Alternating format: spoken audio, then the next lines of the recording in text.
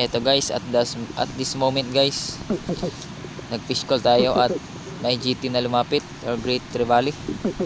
Hindi na lumapit sa atin guys, kaya dinadahan-dahan kong gapangin para makakuha ng gap.